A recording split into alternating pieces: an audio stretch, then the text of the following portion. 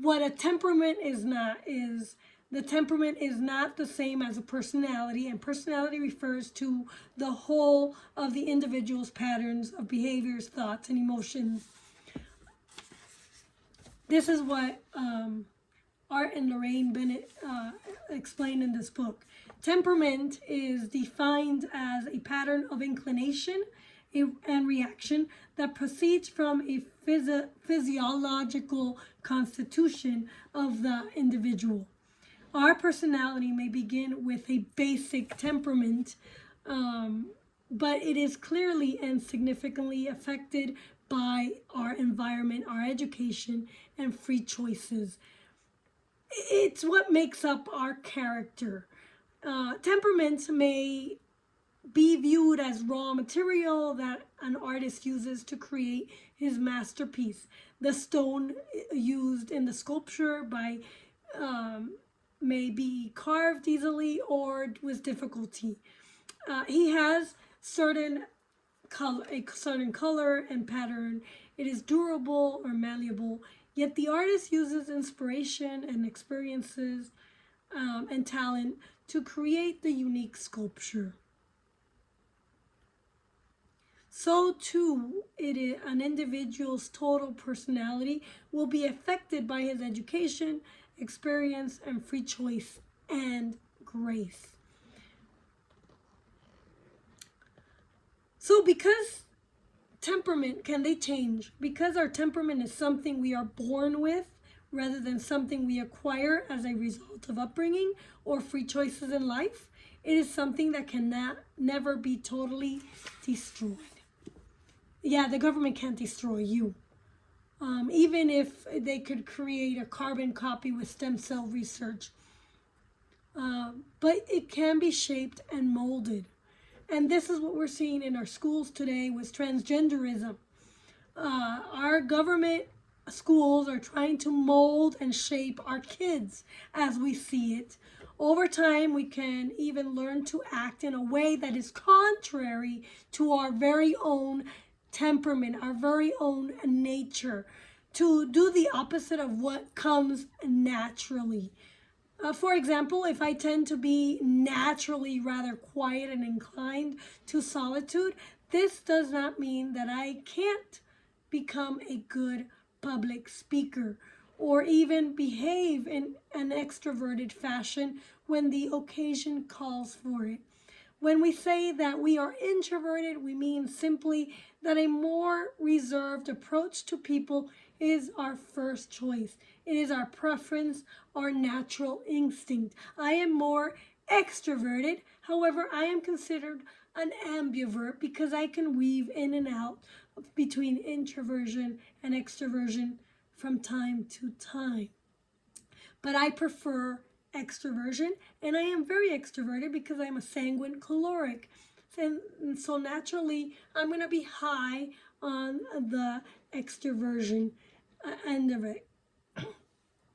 And that's going to be my natural instinct.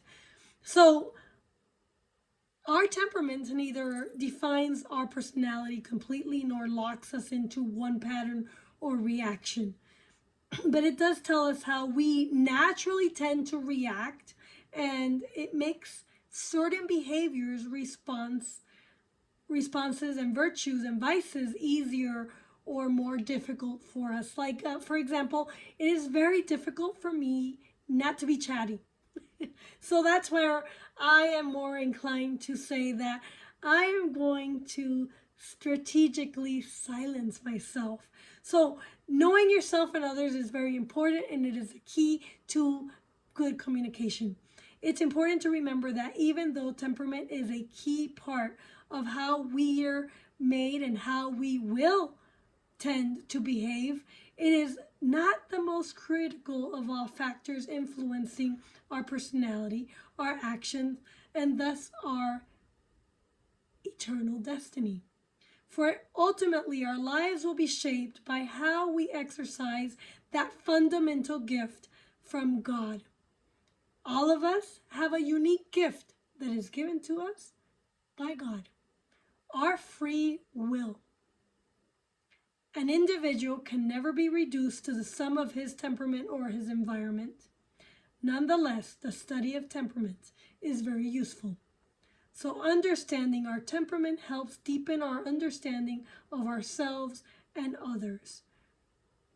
We find it easy to turn a blind eye to our own defects and bad habits, and making self-knowledge difficult to achieve.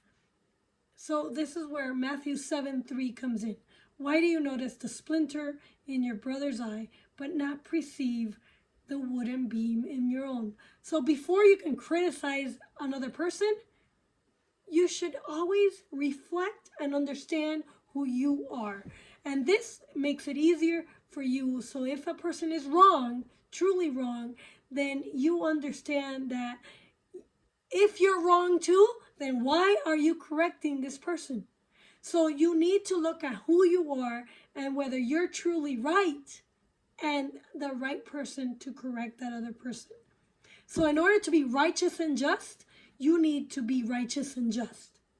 If you're not righteous and just, then don't look at your brother, at the log in your brother's eye, if you cannot look at the log in your own eye.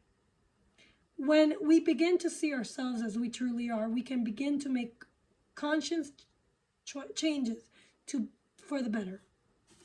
And this was my journey. My pilgrimage is a reflection of who I am and whether I can make and whether I can be the change in society that we need. So understanding temperaments helps us accept, understand, and truly appreciate others for who they are. Parents can learn what really motivates a particular child based on his temperament. Spouses can learn how to better express their love for each other and how to avoid communication deficit that sometimes arise directly from the disparity between temperaments. My husband is a melancholy.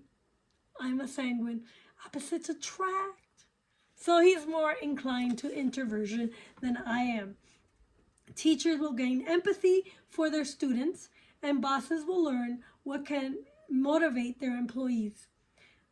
We all gain insight into spiritual difficulties we might face due to our temperaments and can learn new ways to improve our prayer life and grow more holy. Yes, this channel is about growing more holy and more prayerful, as that has been my journey, and God has called me to a life of prayer and contemplation. In short, there are 4 temperaments that we will talk about in this channel. Choleric, those are yellow bile from liver. So, sanguines, we're blood from the heart. Melancholies are black bile from the kidney. And phlegmatics are phlegm from the lungs.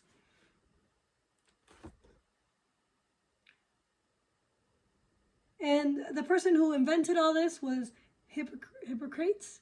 I have no clue how to say it, but in 460 through 377 BC, before Christ.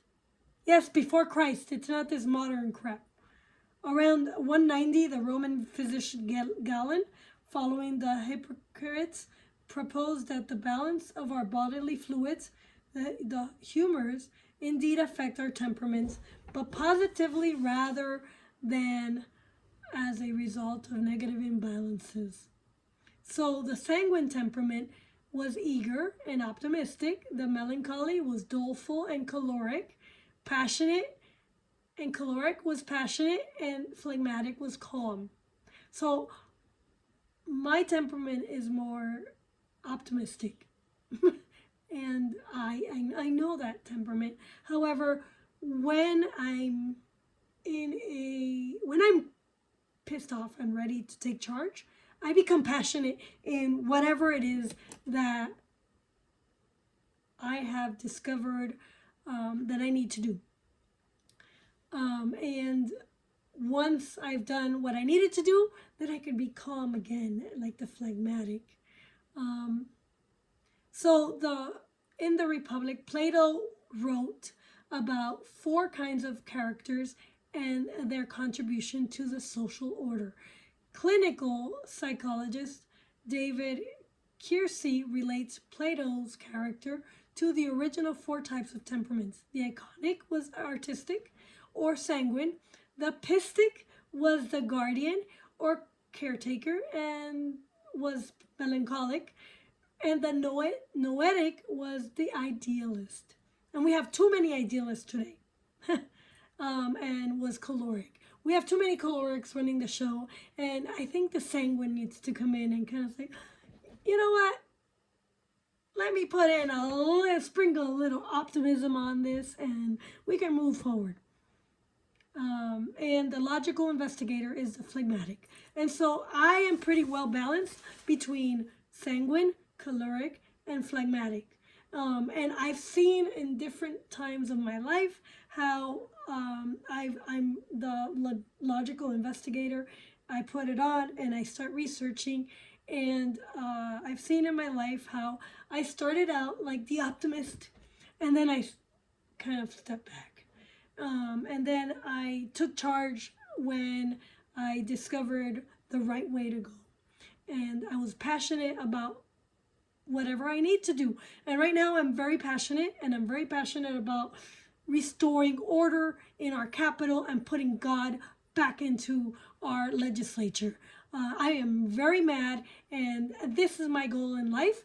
I am not going to stop until we have a balanced legislature between Democrats and Republicans, and they are reverent and respectful of God, the person who put them into office. They are very disrespectful over at the Capitol here in Colorado, and I'm very pissed.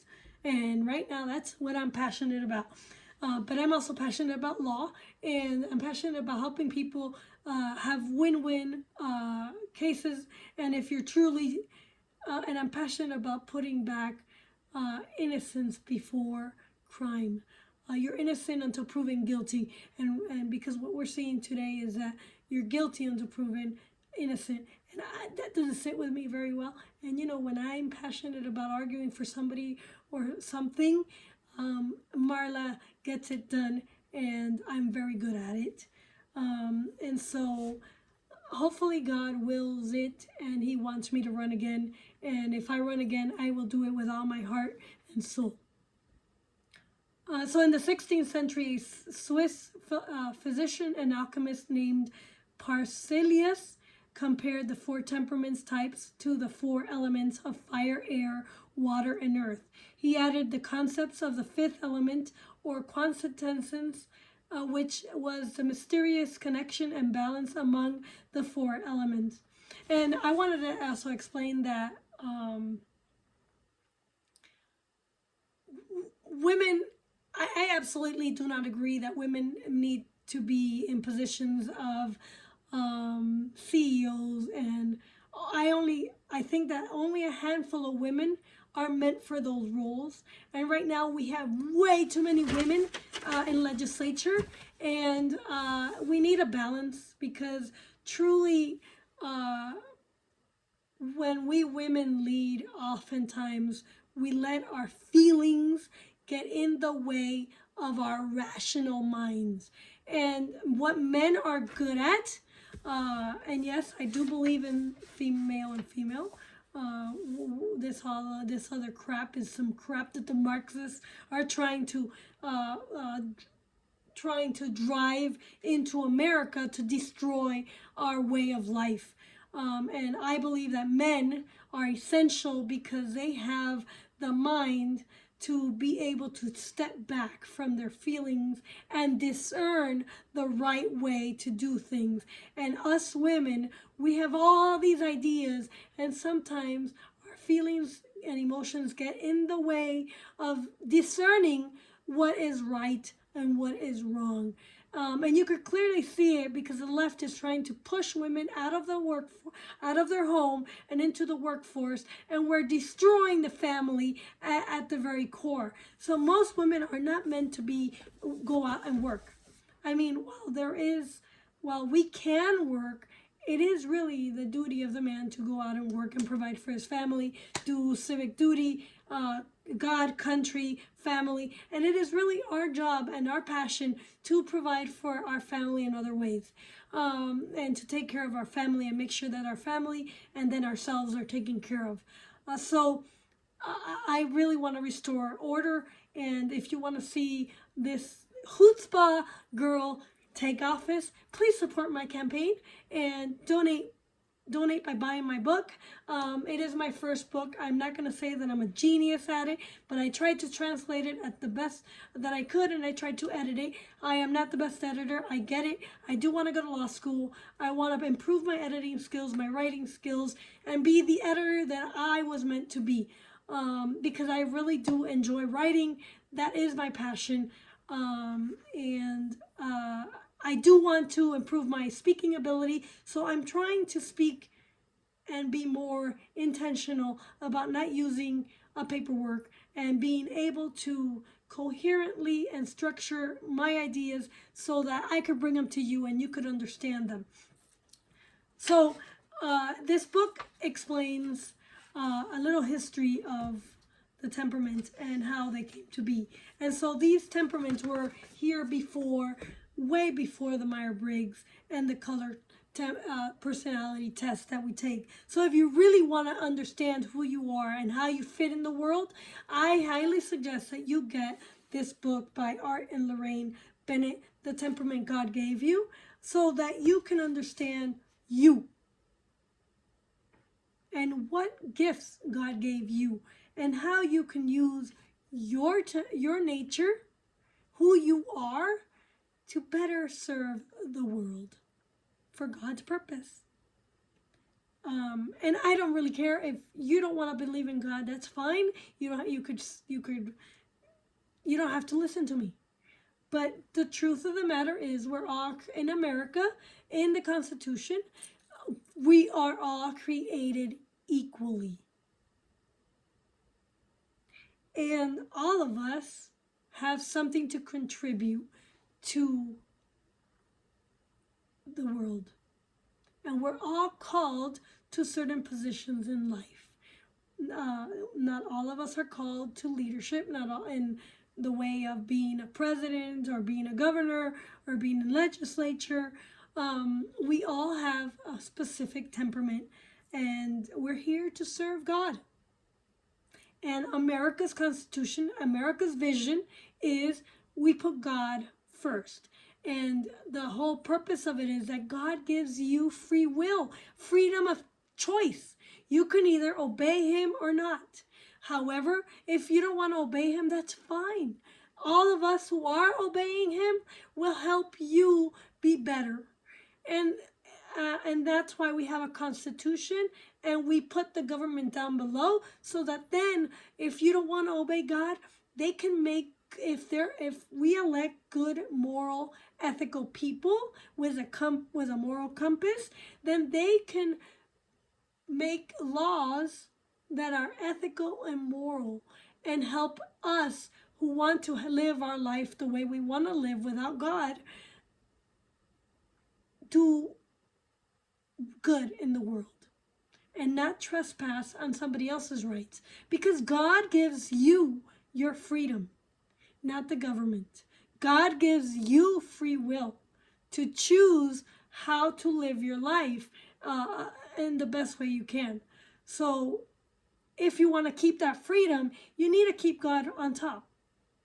So regardless of whether you want to believe in God or what God you believe in, you need to adhere to the structure that our founding fathers put in place. And the structure that they put in place was God is at the top of the pyramid and government is at the bottom of the pyramid. We rule the government. The government listens to us. We, the people, are below God. The Constitution is below us to regulate the government. So the government may not make laws that interfere with our rights. Our right to speech is given to us by God. Our right to worship is given to us by God. Those are natural rights that government does not, that were here before our government was put in place. The right to own guns, that is our right, because the government cannot protect us at every second of the day. So if we are in our home and somebody comes into our home, the policeman might not come in time to protect us. So that's where we have a right to self-defense, and we have a right to protect our property and whatever belongs to us and our family. We have a right to due process. The government may not put us in jail without a fair trial. And we are innocent until proven guilty. That means that the lawyers must do their due diligence in court and bring about discover the evidence that will put us in jail and correct the wrongs that we committed in society.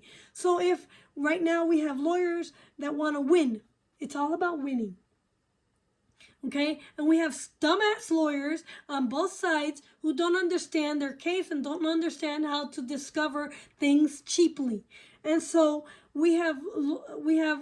so a lot of times we put the wrong person in jail and we let the wrong person go, because we have lawyers who manipulate the discovery, and we have lawyers who don't understand how to pull the evidence out and use it to form an argument against the prosecution. And this is why I need to go to law school, and I am called to go to law school, because I need to perfect my rhetoric. I am a proficient reader. I am very good at reading right now. I read 5 books per day, and I feel God calling me to perfect my abilities even more by going to law school. However, I don't have the time to take that LSAT and study for it. So please pray for me. However, I need to perfect now the rhetoric. Because along with rhetoric comes being able to edit your work and filter your writing and your speech so that you are more persuasive and effective as a lawyer and an advocate for people. And right now, our schools have dumbed us down so much that most of us are less than perfect readers, less than perfect writers, and less than perfect arguers. And that's why society is crumbling as we speak. And we have people that are not tolerant with each other. They don't understand how to love each other, how to have charity, how to have mercy. They don't understand any of the things that our founding fathers put in place so that we can live together in a diverse society where we come together from different backgrounds, different cultures, and are able to rule ourselves.